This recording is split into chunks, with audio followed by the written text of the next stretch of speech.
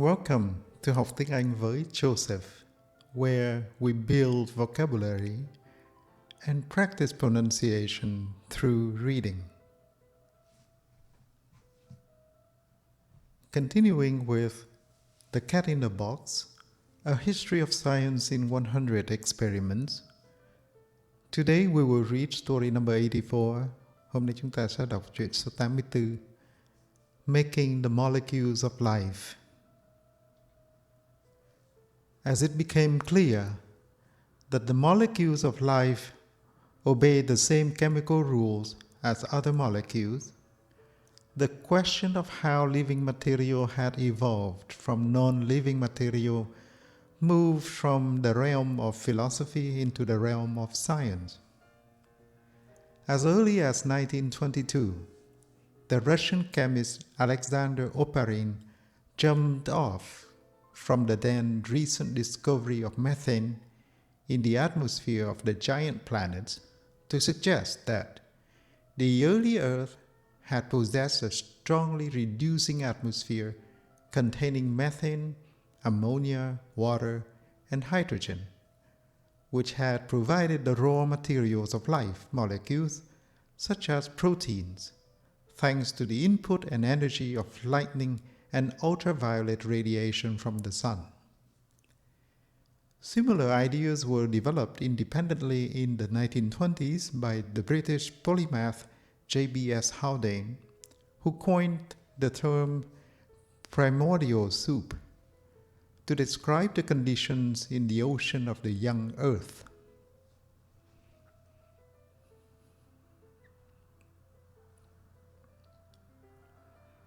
Both of them, in fact, were thinking along the same lines as Charles Darwin, who had written in a letter to Joseph Hooker in 1871, "If, and oh, what a big if, we could conceive of some warm little pond with all sorts of ammonia and phosphoric salts, light, heat, electricity, etc. present, that a protein compound was chemically formed ready to undergo still more complex changes."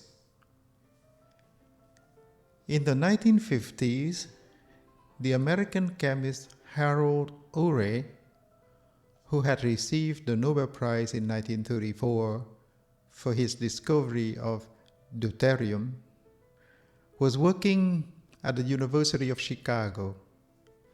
He gave a lecture on the Oparin-Haldane hypothesis, which encouraged a graduate student, Stanley Miller, to ask if he could work on the task of constructing a suitable experiment to test the idea under Urey's supervision.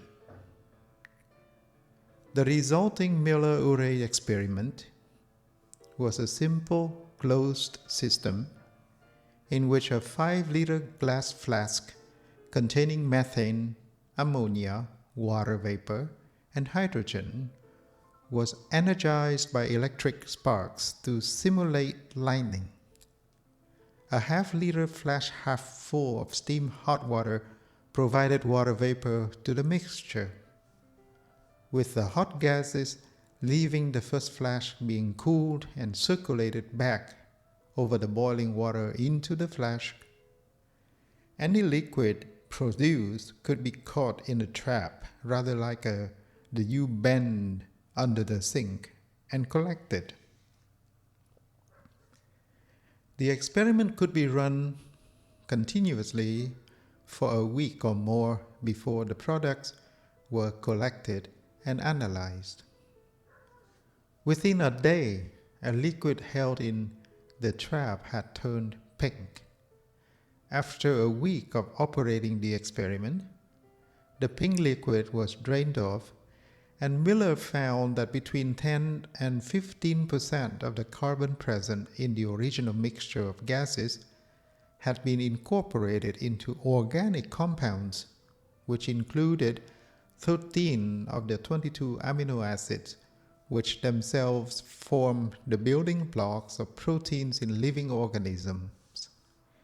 He had not created life, but he had produced what were regarded as precursors of life. The results of the first version of the experiment were published in the journal Science in May 1953, and Miller got his PhD. He continued with research building on this work right up until his death in 2007, using improved equipment and more sophisticated chemical analysis technique to produce a wide variety of complex organic molecules. By that time, however, it was thought that the atmosphere of the early Earth had probably not been the mixture of gases he had originally assumed, but was dominated by carbon dioxide, with gases such as nitrogen and sulfur dioxide released from volcanoes. But similar experiments with this kind of mixture of gases plus water vapor give similar results to the Miller-Urey experiment. The key discovery of the original experiment is that relatively simple raw materials plus a supply of energy can produce life molecules. It may not even be necessary for this process to occur on Earth. Astronomers have now detected, using spectroscopy, many complex organic molecules in clouds of gas and dust in space, including things such as formaldehyde and propylene, and a molecule known as isopropylcyanide, which has a structure similar to amino acids.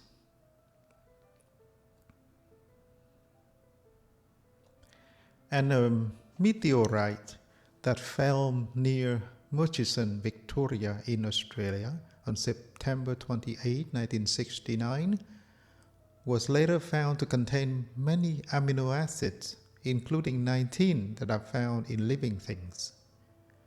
It now seems likely that complex molecules of this kind, perhaps even including amino acids themselves, were brought down to Earth by comets soon after the planet formed, lacing Darwin's warm little pond with compounds at least as complex as those produced by the Miller-Urey experiment. As Miller himself once said, "The fact that the experiment is so simple that a high school student can almost reproduce it is not a negative at all. That fact that it works and is so simple is what is so great about it. If a high school student can manufacture the precursors of life in a week, it is no surprise that the universe has been able to manufacture life in a few billion years."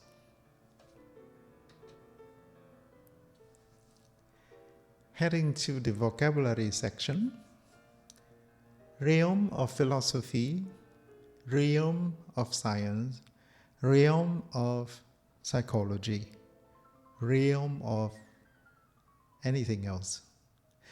Primordial soup, primordial soup. Stimulate, stimulate. Rather like organic compounds, organic compounds. Precursors of life, precursors of life. Dominated by, dominated by. Volcano, volcano. Formaldehyde, formaldehyde. Propylene, propylene. Isopropylcyanide, isopropylcyanide. Comets, comets. Meteorite, meteorite. Thank you so much for your time. And as usual, I will return in the next story. Bye for now.